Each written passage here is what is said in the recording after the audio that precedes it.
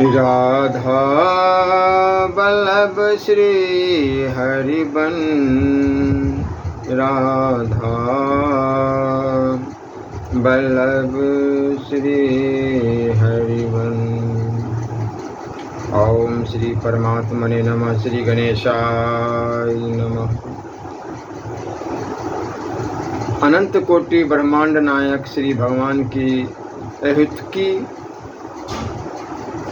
अहेतु की कृपा से जीव को मनुष्य शरीर प्राप्त होता है। मानव जीवन का चरम लक्ष्य भगवत प्राप्ति। भगवत प्राप्ति भक्तों का संग किए बिना संभव नहीं, ऐसा सभी सद्ग्रंथ कहते हैं। भक्त संग प्राप्त करने का एक सहज सुगम साधन है श्री नाभा गोस्वामी रचित श्री भक्तमाल ग्रंथ। इसका अध्ययन श्रवण तथा इसमें वर्णित चरित्रों का मनन एवं अनुशीलन करने से भक्तों के संग का लाभ सहज ही प्राप्त हो जाता है। इस ग्रंथ में वर्णित भक्त गाथाओं में नवधा, प्रेम लक्षणा आदि भक्ति के विविध स्वरूपों का ज्ञान, वैराग्य, तप, त्याग, शीतल, सदाचार, सत्य, अहिंसा, क्षमा, दया, समानता और दैन्य आदि सद्गुणों का भक्तों के रहनी सहनी कहानी, भगवान के प्रति उनके दास्य सख्य आदि दिव्य भाव तथा श्री भगवान की भक्त बंसलता, भक्त प्रियता, कृपालुता, सौलभ्य, सौशील्य आदि कल्याण गुणों का मनोरम वर्णन है।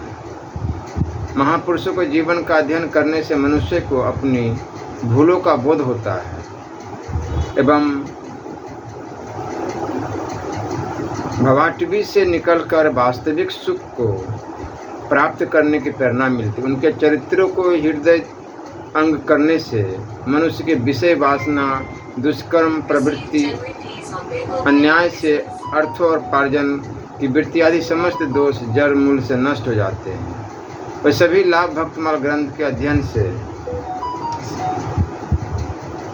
प्राप्त होते। तथापि इन ग्रंथ की विशिष्ट देन है अहंकार का नाश अर्थात दैन्य की उपलब्धि। इसमें वर्णित गाथाओं का प्रेम पूर्वक पठन श्रवण करने से कर्मत अभिमान नष्ट होता है और भक्तों के हृदय का उत्कृष्ट दैन्य पाठक के हृदय में संचरित होने लगता है, जिससे परिणाम स्वरूप उसका भक्ति राज्य में प्रवेश हो जाता है। यही भक्तमाल ग्रंथ का सर्वोपरि लाभ है। वेद पुराण आदि ग्रंथों में भक्त चरित्र का प्रचुर वर्णन प्राप्त होता है। प्रेमी, साधु, संत, महात्मा, भागवत, वैष्णव, सज्जन, योगी, ज्ञानी, मुक्त, सिद्धि, अतीत, मुमुक्षु आदि नामों से सर्वत्र भक्त का ही वर्णन किया गया है। इन पृथक पृथक नामों से जो लक्षण हमारे आर्ष ग्रंथों में वर्णित है वह भक्त के ही लक्षण है। ये लक्षण जिस महापुरुष के जीवन में प्रत्यक्ष हो वह भक्त रूप से मान्य है। वैदिक भटंगमय में विश्वामित्र, याज्ञवल्क्य, शौनक आदि ऋषियों के जो वर्णन प्राप्त है वह भक्त चरित्र ही है। इसलिए भक्तमाल ग्रंथ के पूर्वार्ध में इन वैदिक पौराणिक ऋषियों का स्मरण किया गया है। भक्तमाल की रचना से पूर्व सभी साधक वेदादि ग्रंथों से भक्त चरित्रों को हृदयंग करते रहते थे। प्राचीन काल में मनुष्य की मेगा शक्ति, संस्कार, जीवन शैली, वातावरण आदि परिष्कृत और पवित्र होते थे। अतः वो इन 8 संस्कृत ग्रंथों से भक्त चरित्र का परिशीलन कर परमार्थ साधना में उन्नति कर लेते थे। जैसे जैसे कली का प्रभाव बढ़ता गया हमारे संस्कार, वातावरण आदि दूषित होते गए। ऐसी स्थिति में अपृष्ठ वेदों से अथवा ऋषि प्रणीत संस्कृत ग्रंथों से भक्त चरित्र को ग्रहण कर पाना कठिन होता गया। करुणालय श्री भगवान ने ऐसे ही समय में नाभादास जी को धराधाम पर भेजा। श्री सीताराम जी की निज सखियाँ ही उनकी आज्ञा से विश्व कल्याण के लिए श्री अग्रदेवाचार्य जी एवं उनके शिष्य श्री नाभादास जी के रूप में धरती पर प्रकट हुए, ऐसा माना गया है। वेद पुराणादि ग्रंथों में वर्णित भक्त चरित्र इस प्रकार है। जैसे दूध में घृत, जब उस घृत को विधि विशेष से पृथक निकाल लिया जाता है तो वह सर्वजन ग्राह हो जाता है। इसी प्रकार गोस्वामी श्री नाभादास जी ने प्राचीन आर्ष ग्रंथों से भक्त चरित्र रूपी घृत को पृथक कर उसका प्राकृत भाषा में वर्णन किया जिससे वह सबके लिए सुलभ हो गया। श्री नाभादास जी की प्रशंसा में कहा गया है,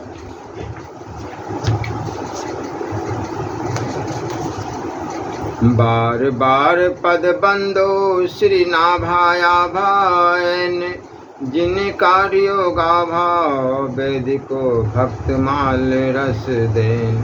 नाभादास जी ने वेदों से उसका गाभा सार भाग निकालकर सर्वजन हिताय भक्तमाल ग्रंथ की रचना की। भक्तमाल के प्रारंभ में ग्रंथ रचना का उद्देश्य एवं विषय वस्तु आदि का वर्णन इस प्रकार किया गया है। संतन निर्णय कियो मथि, श्रुति प्राण इतिहास, भजबे को दोई सूद घर के हरि के हरिदास। श्री गुरु अग्रदेव आज्ञा दई, भक्तन को जस गाऊ, भवसागर के तरन को नाहिन और को पाऊ। वेद पुराण इतिहास आदि ग्रंथों का अवलोकन कर संतों ने एक स्वर में यह निर्णय दिया कि मुमुक्ष जीव को श्री भगवान एवं उनके भक्तों के भजन करना चाहिए। भगवान के अंत गुण लीला एवं महिमा का यथासंभव वर्णन वाल्मीकि व्यासादि ऋषियों ने किया ही है। अब उनके भक्तों के मंगलमय चरित्रों का पुष्कल वर्णन किया जाए। यह विचार कर श्री अग्रदेवाचार्य जी ने अपने शिष्य श्री नारायण दास जी नाभादास जी को भक्तों का यशोगान करने की आज्ञा प्रदान की, क्योंकि भक्तों का आश्रय लिए बिना इस भावसागर से पार जाने का और कोई उपाय है ही नहीं। गुरुदेव की आज्ञा श्रवण कर नाभादास जी ने हाथ जोड़कर उनसे प्रार्थना की, बोलियो कर जोड़ी आको पावन न और छोर, गाँव राम कृष्ण नहीं पाऊ भक्ति दाव को, कही समझाऊ कोई बोई हृदय आई कहे सब, जिनने दिखाए दई सागर में नाम को। गुरुदेव, मैं भक्तों का चरित्र कैसे वर्णन कर सकूंगा।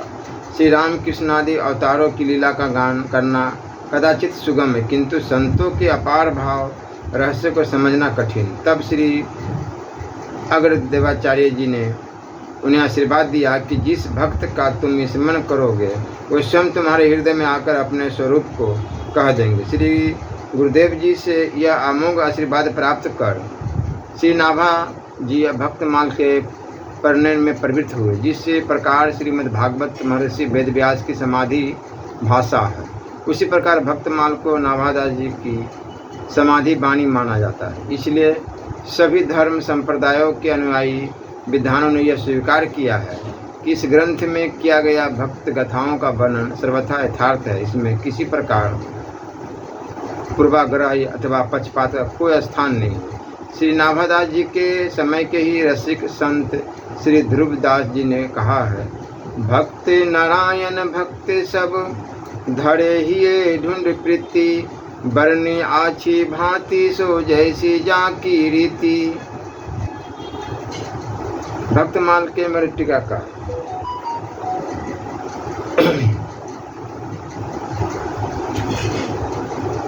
भक्त भक्ति, भगवान और गुरु, ये चारों भक्तमाल की दृष्टि में एक ही तत्व है। तथापि इनमें प्रधानता भक्त की है, इसलिए दोहे में प्रथम उसी का स्मरण है। भक्त प्रत्व का यह सिद्धांत अध्यात्म जगत का एक रहस्य है। यद्यपि यह वेदादि ग्रंथों में अनेक से वर्णित है, किंतु इसे सुगमतापूर्वक हृदय अंग करने के लिए भक्तमाल का अध्ययन अपेक्षित है। राष्ट्र का उज्ज्वल भविष्य मनुष्य के चरित्र पर ही निर्भर करता है। केवल भौतिक उपलब्धियों का विकास किसी राष्ट्र को सुखी नहीं बना सकता जब तक उसके नागरिकों का चरित्र श्रेष्ठ न हो। इस दृष्टि से भक्तमाल ग्रंथ बहुत उपयोगी। इसके पठन श्रवण अनायास चरित्र निर्माण की प्रक्रिया आरंभ हो जाती है। ग्रंथ में वर्णित भक्त गाथाओं का यह अद्भुत प्रभाव है कि भावपूर्वक उनका अनुशीलन करने वाला निश्चित ही उज्ज्वल चरित्र से संपन्न हो जाता है। स्वार्थ की भावना मानव चरित्र को दूषित करती है। स्वार्थी व्यक्ति समाज तथा राष्ट्र के लिए उपयोगी नहीं होता। इस ग्रंथ के पठन श्रवण से क्रमश स्वार्थ की भावना कम होती है और उसके स्थान पर परोपकार की भावना का विकास होता है। भक्तमाल में बिना किसी भेदभाव के भक्त चरित्र का वर्णन किया गया।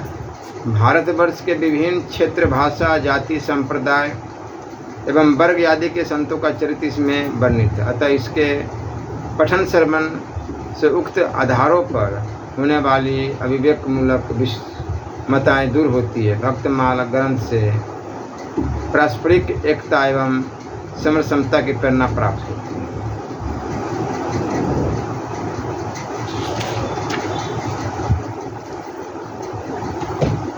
हे सच्चिदानंद स्वरूप परमात्मन, मेरी वाणी मन में इष्ट हो जाए और मन वाणी में इष्ट हो जाए, अर्थात मेरे मन वाणी दोनों एक हो जाए। हे प्रकाश स्वरूप परमेश्वर, आप मेरे लिए प्रकट हो जाइए। हे मन और वाणी, तुम दोनों मेरे लिए वेद विषय ज्ञान की प्राप्ति कराने वाले बनो।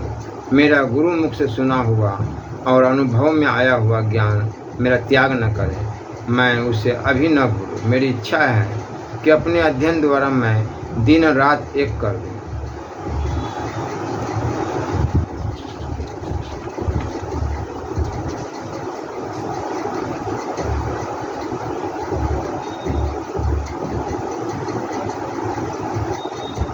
तो मेरे लिए वह कौन सा उपाय है जिससे मैं दुखित चित्त वाले संपूर्ण जीवों के भीतर प्रवेश करके अकेला ही सबके दुखों का भोगता रहूं। मेरे पास जो कुछ भी पुण्य वह सभी दीन दुखियों के पास चला जाए और उन्होंने जो कुछ पाप किया हो वह सब मेरे पास आ जाए। जो कुछ पाप किया हो वह सब मेरे पास आ जाए। भले ही मैं नरक को देखूं या स्वर्ग में निवास करूं, किंतु मेरे द्वारा मन, वाणी, शरीर और क्रियाओं से जो कुछ पुण्य कर्म बना हो उससे सभी दुखार्थ प्राणी शुभ गति को प्राप्त हो।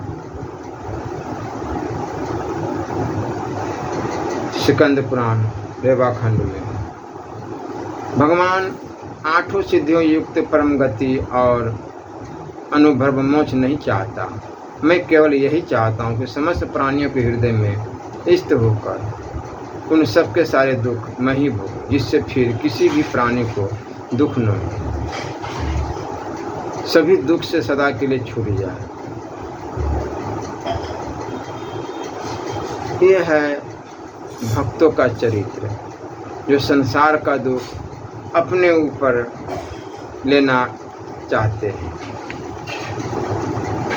जगत गुरु श्री कृष्ण हम लोगों के जीवन में सर्वदा पद पद पर विपत्तियाँ आती रहे, क्योंकि विपत्तियों में ही निश्चित रूप से आपके दर्शन हुआ करते हैं और आपके दर्शन होने पर फिर पुनः जन्म का चक्र मिट जाता है। ऊंचे कुल में जन्म, ऐश्वर्य, विद्या, संपत्ति के कारण जिसका मद बढ़ रहा है, वह मनुष्य तो आपका नाम भी नहीं ले सकता, क्योंकि आप तो उन लोगों को दर्शन देते हैं जो अकिंचन हैं। आप अकिंचनों के जिनके पास कुछ भी अपना नहीं है, उन निर्धनों के परम धन है।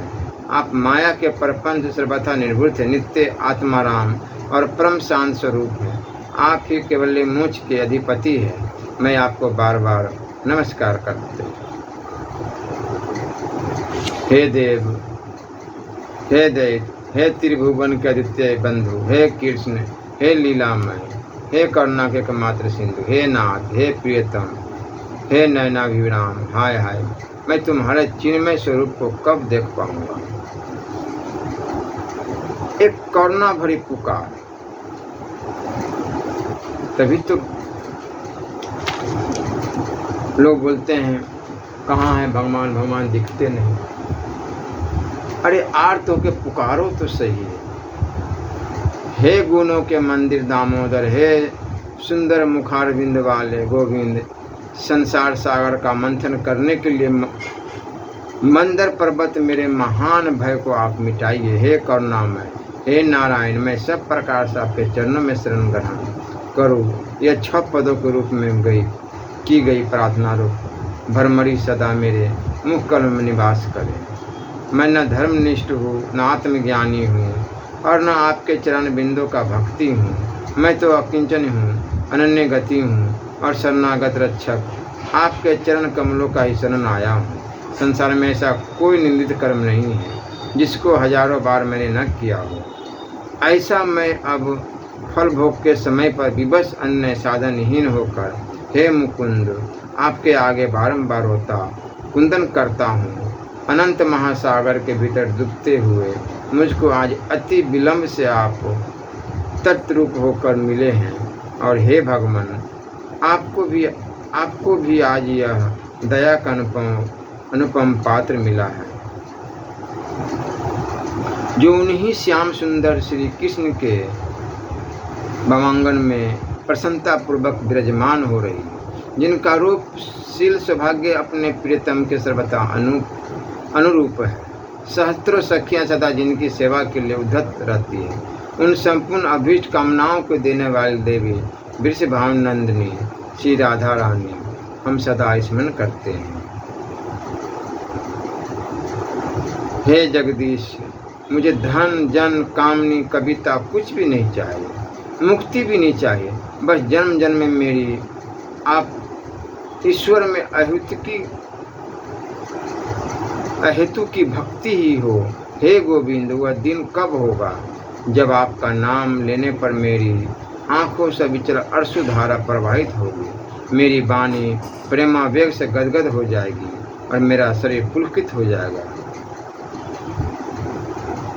तुम तजी हो और कौन पे जाऊं, काके द्वार जाई सिर नाऊ, पर हाथ कहाँ बिकाऊ, ऐसे को दाता है समर्थ, जाके दिए अघाऊ, अंतिकाल तुमरो सुमरत सुमिरन गति, अनंत कहूँ नहीं पाऊँ, रंक याची किए सुदामा, दियो अभय पद ठाऊ, कामधेनु चिंता मणि दीनो, कल्प वृक्ष तर छाऊ, भव समुद्र अति देखी भयानक, मन में अधिक डराऊ, कीजिए कृपा सुमिरी अपनोपन,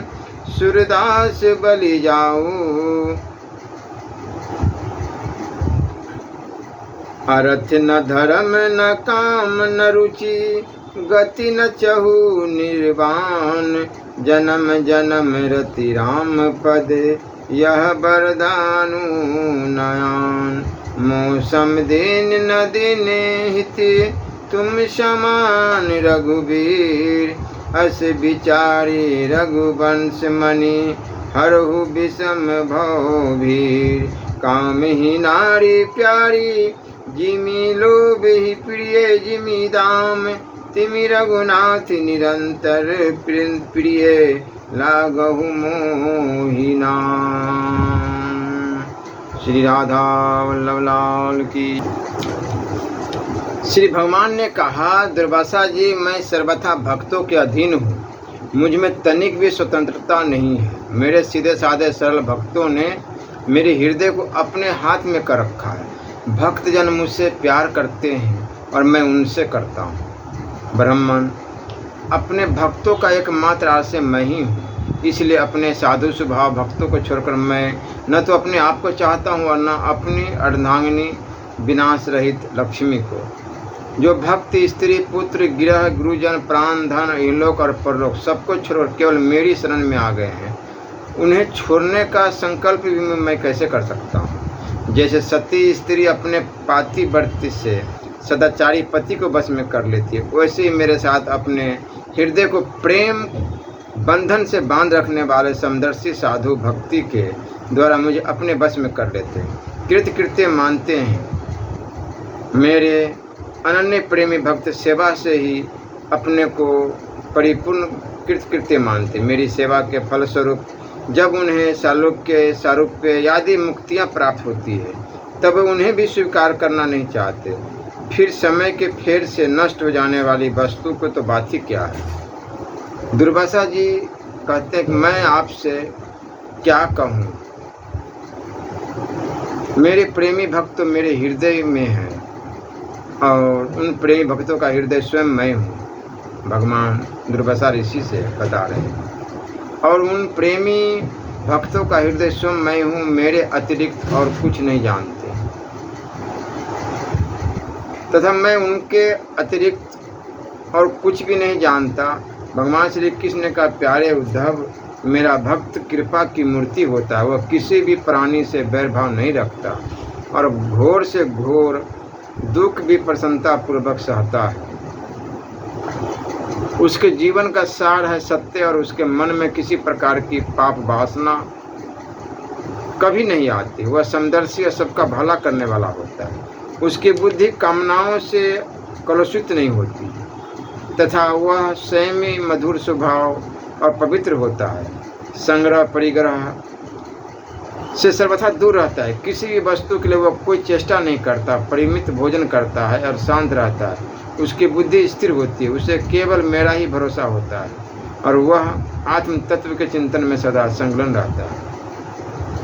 वह प्रमाद रहित, गंभीर भाव, स्वभाव और धैर्यवान होता है। भूख, प्यास, शोक, मोह और जन्म मृत्यु ये छह उसके बस में रहते हैं। वह स्वयं तो कभी किसी से किसी प्रकार का सम्मान नहीं चाहता, परंतु दूसरों का सम्मान करता रहता है। मेरे संबंध की बातें दूसरों को समझाने में बड़ा निपुण होता है और सभी के साथ मित्रता का व्यवहार करता है। उसके हृदय में करुणा भरी होती है। मेरे तत्व का उसे यथार्थ ज्ञान होता है। जिसने अपने को मुझे सौंप दिया है, वह मुझे छोड़कर न तो ब्रह्मा का पद चाहता है और न देवराज इंद्र का। उसके मन में तो सार्वभौम सम्राट बनने की इच्छा होती है और न वह स्वर्ग से भी शेष रसातल का ही स्वामी होना चाहता है। वह योगी की बड़ी बड़ी सिद्धियों और मोक्ष तक की अभिलाषा नहीं करता। उद्धव, मुझे तुम्हारे जैसे प्रेमी भक्त जितने प्रियतम हैं, उतने प्रिय मेरे पुत्र ब्रह्मा, आत्मा शंकर, सगे भाई बलराम जी, स्वयं अर्धांगिनी लक्ष्मी जी और मेरा अपना आत्मा भी नहीं है, जिससे किसी की अपेक्षा नहीं, जो जगत के चिंतन से सर्वथा उपरत होकर मेरे ही मनन चिंतन में तल्लीन रहता है और राग द्वेष से न रहकर सबके प्रति समान दृष्टि रखता है। उस महात्मा के पीछे पीछे मैं निरंतर यह सोचकर घुमा करता हूँ कि उसके चरणों की धूलि उड़कर मेरे ऊपर पड़ जाए और मैं पवित्र हो जाऊँ। जिसकी वाणी प्रेम से गदगद हो रही है, चित्त पिघल कर एक ओर बहता रहता है, एक क्षण के लिए भी रोने का तांता नहीं टूटता, परंतु जो कभी कभी खिलखिलाकर हंसने लगता है, कहीं लाज छोड़कर ऊंचे स्वर से गाने लगता है तो कहीं नाचने लगता है। भैया उद्धव, मेरा वह भक्त न केवल अपने को बल्कि सारे संसार को पवित्र कर देता है। जो मेरी भक्ति प्राप्त करना चाहता हो, वो मेरी अमृतमय कथा में श्रद्धा रखे, निरंतर मेरे गुण, लीला और नामों का संकीर्तन करे, मेरी पूजा में अत्यंत निष्ठा रखे, आयुस्तंत्रों के द्वारा मेरी स्तुति करे, मेरी सेवा पूजा में प्रेम रखे और सामने साष्टांग लौटकर प्रणाम करे। मेरे भक्तों की पूजा मेरी पूजा से बढ़कर करे और समस्त प्राणियों में मुझे ही देखे। उद्धव जी, मेरे भक्तों को चाहिए कि अपने सारे कर्म मेरे लिए ही करे और धीरे धीरे उनको करते समय मेरे स्मरण का अभ्यास बढ़ाए। कुछ ही दिनों में उसके मन और चित्त मुझ में समर्पित हो जाएंगे। उसके मन और आत्मा मेरे ही धर्मों में रम जाएंगे। मेरे भक्त साधुजन जिन पवित्र स्थानों में निवास करते हो, उन्हीं में रहे और देवता, असुर अथवा मनुष्य में जो मेरे अनन्य भक्त हो, उनके आचरणों का अनुसरण करें। मेरी प्राप्ति के जितने साधन हैं, उनमें तो सबसे श्रेष्ठ साधन यही समझता हूँ कि समस्त प्राणियों और पदार्थों में मन, वाणी और शरीर की समस्त वृत्तियों से मेरी ही भावना की जाए। इसलिए नाम जपो, राधा राधा राधा राधा राधा राधा राधा राधा राधा राधा। श्री राधा वल्लभ लाल की जय।